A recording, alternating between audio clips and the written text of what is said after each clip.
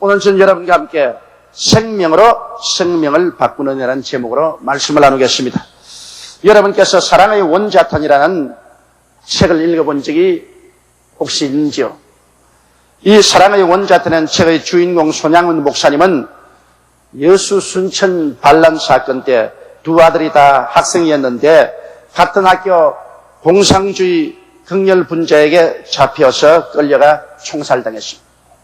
훗날 치안이 확보된 후 손양훈 목사님의 아들들을 죽인 주동 학생이 잡혀 부검이 되었습니다.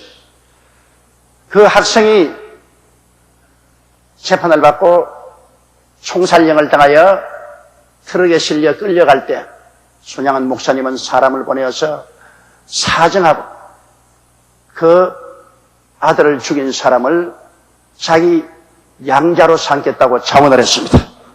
그래서 그 손양훈 목사님의 소원에 의해서 그때 그 아들들을 죽인 그 범죄인이 석방을 받고 그 다음 당신의 아들로 삼아서 끝까지 공부시키고 집회 때마다 달아등기고 온갖 사랑을 다 베풀어서 훌륭한 신앙인으로 변화시키고 나중에 이분이 암으로 세상을 떨 때에도 천당에 올라가서 자기가 총으로 쏘아 죽인 손양훈 목사님의 두 아들에게 무릎 꿇어 사죄하겠다는 말을 하고 세상을 떴습니다. 참으로 감동적인 이야기고 또 실상 예수 그리스도의 사랑이 아니면 도저히 그런 일을 할 수가 없습니다. 자기 두 아들의 생명을 주고 이 한 범죄 공산주의 극렬 분자를 맞바꾼 것입니다. 여러분, 이것은 예수 그리스도의 사랑의 원자탄이 아니고는 인간의 생각으로는 도저히 불가능한 것입니다. 바로 하나님께서 우리들에게 해주신 일이 이와 같은 일입니다. 다시 말하면 하나님의 아들 예수님의 생명을 주고 여러분과 나의 생명을 바꾼 것입니다. 그러면 오늘 이 시간에 우리 주님께서 그 아들 예수님의 생명을 주고 우리의 생명을 맞바꾼 것을 생각하고 우리가 어떠한 삶을 살아야 될 것인가를 한번 깊이 생각해 봐야 될 것입니다. 첫째로 우리는 이를 생각하고 내 생명의 귀중함을 깨달아 알아야 됩니다. 내 어떤 사람이냐, 아무것도 아닌 별 볼 일 없는 사람이 아닌가, 이렇게 생각하는 것은 우리 하나님의 사랑에 대한 모독입니다. 여러분, 예수님의 생명을 주고 우리 생명을 맞바꾸었는데 그러면 예수님의 생명이 얼마나 귀한 생명입니까? 도대체 예수님은 누구십니까? 예수님은 바로 하나님이신 것입니다. 요한복음 1장 1절로 1절에 태초에 말씀이 계시니라 이 말씀이 하나님과 함께 계셨으니 이 말씀은 곧 하나님이시라고 말해요. 예수님은 곧 하나님이십니다. 하나님의 생명을 주고 여러분의 생명과 맞바꾼 것입니다. 그리고 우리 하나님 아버지께서는 바로 예수님을 통하여 우주와 만물을 지으셨습니다. 골로새서 1장 15절로 17절에 보면 그는 보이지 아니하시는 하나님의 형상이요 모든 창조물보다 먼저 나신 자니 만물이 그에게 창조되되 하늘과 땅에서 보이는 것들과 보이지 않은 것들과 혹은 보좌들이나 주관들이나 정사들이나 권세들이나 만물이 다 그로 말미암고 그를 위하여 창조되었고 또한 그가 만물보다 먼저 계시고 만물이 그 안에 함께 하시느니라. 이런 하나님의 아들 예수님의 생명을 여러분의 생명과 맞바꾸었다니 이거 정말 전율이 올 정도의 감격이 오는 것입니다. 그리고 예수 그리스도야말로 모든 천군과 천사들의 우두머리인 것입니다. 천군과 천사들이 그를 받들어 섬기는 분이었습니다. 그런데 우리는 도대체 누굽니까? 우리는 아담의 후예로 뱃속에서부터 죄인으로 잉태되고 죄인으로 태어났었습니다. 다윗이 말하기를 내가 죄 중에 잉태되었으며 죄악 중에 태어났다고 말한 것입니다. 우리는 그렇기 때문에 태어날 때부터 벌써 죽은 자요 하나님께 버림받은 자인 우리인 것입니다. 아무것도 쓸데없는 쓰레기 같은 존재입니다. 그리고 우리는 마귀의 종으로서 살았습니다. 에베소서 2장 2절로 3절에 보면 그때 너희가 그 가운데서 행하여 이 세상 풍속을 쫓고 공중의 권세 잡은 자를 따랐으니 지금 곧 불순종의 아들들 가운데서 역사하는 영이라. 전에 우리도 다 그 가운데서 우리 육체의 욕심을 따라 지내며 육체와 마음의 원하는 것을 하여 다른 이들과 같이 본질상 진노의 자녀였습니다. 하나님께 진노를 받아 영원히 멸망받을 수밖에 없는 그런 형편없는 존재들이었습니다. 거기에서 질병과 저주와 죽음의 노예가 되고 지옥의 자식들이 되었으며 우리는 희망이 없었습니다. 어디서 와서 왜 살며 어디로 가는지도 모르고 죽음으로 말미암아 영원히 천길만길 불길 가운데 떨어져서 불탈 수밖에 없는 비극적인 존재였었습니다. 그런데 이와 같은 비참한 인간의 생명을 지구하신 예수 그리스도의 생명으로 맞바꾸었습니다. 예수님께서 생명을 주고 생명을 바꾼 것입니다. 그러니 우리의 생명이 하나님 보시기에 얼마나 귀하다는 것을 알아야 되는 것입니다. 예수님의 생명으로 우리 생명을 바꾸셨으니 이제 우리는 하나님 앞에서 예수님과 함께 하나님의 아들로 인정을 받게 됐습니다. 예수님이 맏형이고 우리는 그 동생들로 하나님의 아들로서 하나님 앞에서 영접함을 받게 됐습니다. 또 예수님과 더불어 하나님이 지으신 만물을 상속으로 받는 후계자가 되었었어요. 그리고 예수님과 함께 참 기가 막히 보좌에 함께 앉게 됐습니다.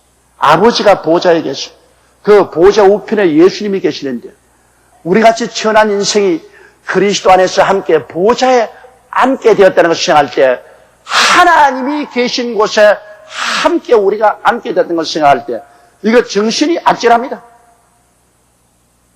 사실일까? 그렇게 의심할 정도인 것입니다. 우리가 어떻게 하나님과 같은 반열에 그리스도와 함께 보좌에 앉을 수 있다는 말인 것입니다. 그러나 실상이 그렇습니다. 그리고 하나님의 선지자들이 우리를 섬기도록 만들어 놓았습니다. 에베소 2장 4절로 첫째에 보면 긍휼에 풍성하신 하나님이 우리를 사랑하신 그 큰 사랑을 인하여 허물로 죽은 우리를 그리스도 예수와 함께 살리셨고 너희가 은혜로 구원을 얻은 것이라 또 함께 일으키사 그리스도 안에서 함께 하늘에 앉히시니 이는 그리스도 예수 안에서 우리에게 자비하심으로써 그 은혜의 지극히 풍성함을 오는 여러 세대에 나타내게 하리 하심이라. 그러므로 여러분 내 생명의 진가가 바로 예수님의 생명인 것을 알아야 합니다. 이러므로 우리는 하나님께 얼마나 큰 사랑을 받고 있다는 것을 우리가 알고 우리 스스로의 생명을 귀중히 여길 줄 알고 그러므로 예수 믿는 이웃의 생명도 귀중히 여길 줄 우리가 알아야 되는 것입니다.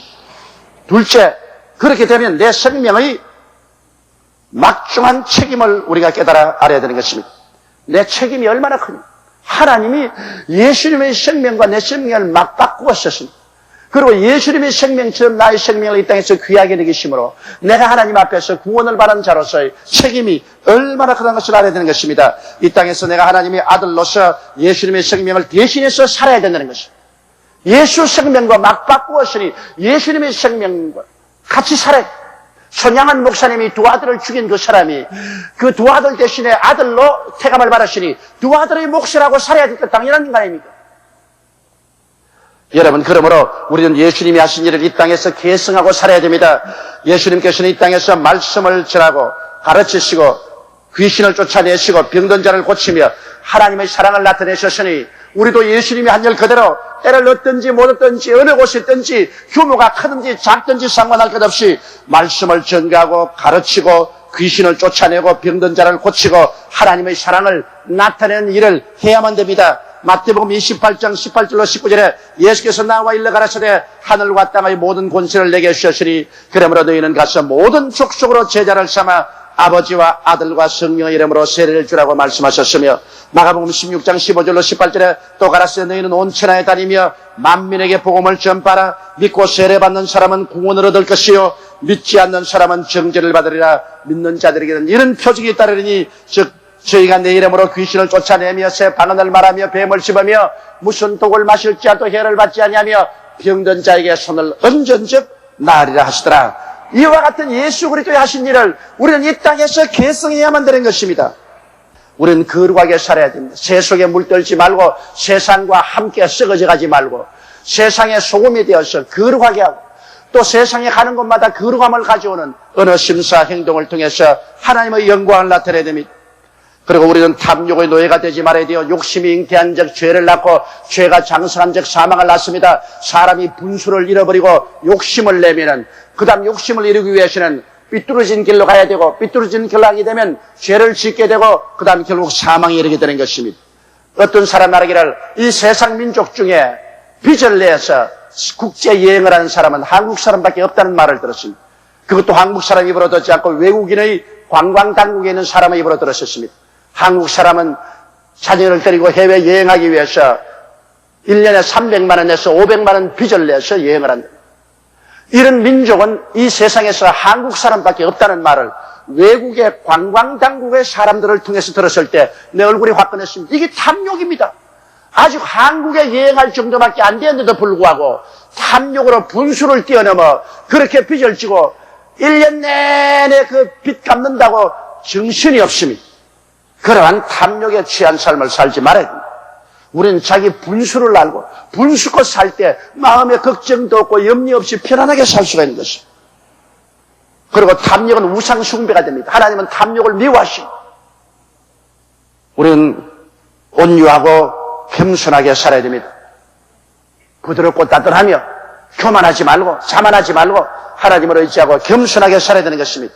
빌립보서 4장 8절로 9절에 정말로 형제들아 무엇이든지 참되며 무엇이든지 경건하며 무엇이든지 옳으며 무엇이든지 정결하며 무엇이든지 사랑할 만하며 무엇이든지 칭찬할 만하며 무슨 덕이 있든지 무슨 기림이 있든지 이것들을 생각하라. 너는 내게 배우고 받고 듣고 본 바를 행하라. 그래야만 평강의 하나님이 너희와 함께 계시리라. 우리가 이 세상에서 예수 그리스도의 몫을 살아야 되기 때문에 그리스도 예수처럼 생각하고 말하고 행동하며 살아야 될 것은 우리가 마땅한 일인 것입니다. 그렇지 않으면 예수 그리스도의 생명을 못 오가게 하고 그리스도의 생명으로 우리 생명을 맞바꾸어 주신 하나님의 기대에 먹칠을 하게 되는 것입니다. 이러므로 우리 예수 믿는 사람의 삶의 중대성을 우리가 알고 우리의 의무와 책임의 중대성을 마음속에 깊이 깨닫고 살아야 됩니다. 셋째로 하나님이 우리를 예수 그리스도의 목숨을 주고 우리 목숨을 바꾸어 주신 것 한 다음에 내 동댕이 치려고 한 것이 아닙니다. 예수 그리스도의 영화로움을 우리에게 주기 위해서 그렇게 하신 것입니다. 예수님의 목숨을 주고 우리 목숨을 바꾸셨으니 우리에게 앞으로 주님께서 얼마나 큰 영화를 주려고 작정한지 감히 상상할 수도 없습니다. 여러분, 우리는 주님 강림하시는 그날에 변화를 받습니다. 우리는 이 형상, 이 모습대로 살지를 않습니다. 우리는 놀라운 변화를 가져옵니다. 고린도전서 15장 40절로 41절에 하늘에 속한 형체도 있고 땅에 속한 형체도 있으나 하늘에 속한 자의 영광이 따로 있고 땅에 속한 자의 영광이 따로 있으니 해의 영광도 다르며 달의 영광도 다르며 별의 영광도 다른데 별과 별의 영광이 다르도다. 우리는 하늘의 영광을 입고서 변화될 것입니다.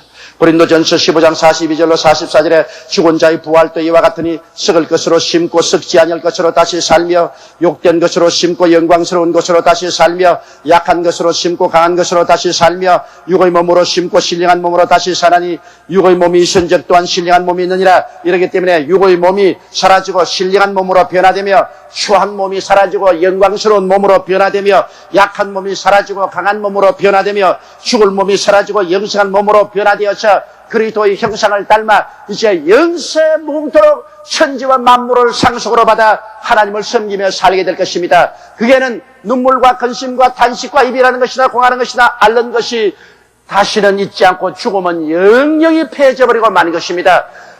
믿음, 소망, 사랑이 바닷물처럼 출렁거립니다.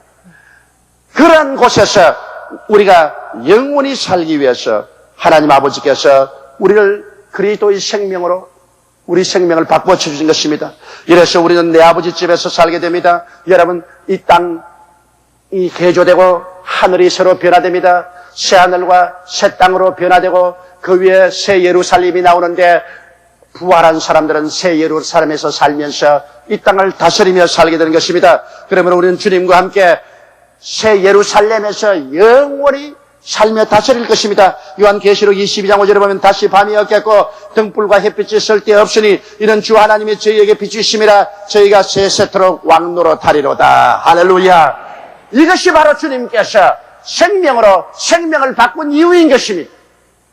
우리같이 천하고 벌레 같은 인생을 예수 그리스도의 생명으로 우리 생명을 바꾸어서 하나님 아버지의 신자식으로 신아들로 삼으셨으니 우리는 그 생명의 몫을 다하여 이 땅에서 행하고 이 땅에서 살고 내일에 향한 끝없는 기대 속에 우리는 살아가야만 할 것입니다. 하나님께서 우리들의 생명을 얻기 위하여 그 아들 예수의 생명을 내놓으셨다는 사실을 여러분 우리는 뼛속에 알아서게 되는 것입니다. 즉 생명으로 생명을 바꾸신 것이니 이 은혜와 사랑의 깊이를 어찌다 청량할 수가 있겠습니까? 우리는 참으로 항상 감사하고 그 은혜에 보답하는 그러한 삶을 사는 여러분 되시기를 주님 이름으로 축원합니다. 우리 다 같이 고개 숙여 기도드리겠습니다. 거룩하시고 영광스러우신 우리 하나님 아버지시여, 생명으로 생명을 바꾸어 주신 우리 하나님 아버지의 은총과 사랑을 생각할 때 무슨 말로 감사를 다 드려야 될지 이루 형언할 수가 없습니다. 죄짓고 불의하고 추악하며 더럽고 벌레와 같이 흙만 바라보고 살다가 영원한 지옥불에 떨어져야 될 우리들을 구출하여 주사오니 우리 아버지 예수 그리스도의 목숨의 남은 분량을 이 땅에서 우리가 살게 도와주시옵시고 예수 그리스도의 자녀답게 살게 도와주시옵시고 큰 소망을 안고 기쁨으로 살게 도와주옵소서. 우리 주 예수님 이름으로 기도드리옵나이다. 아멘.